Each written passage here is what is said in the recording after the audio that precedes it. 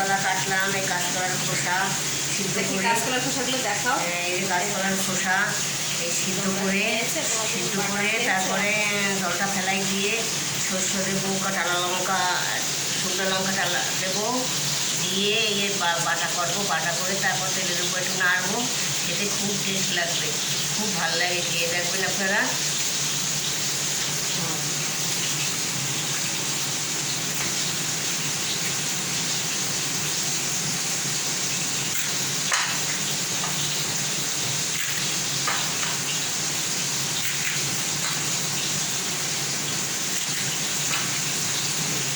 সিদ্ধ করতে হবে, সিদ্ধ করতে গিয়ে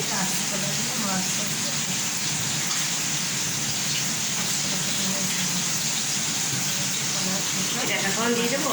দাও দিয়ে দাও।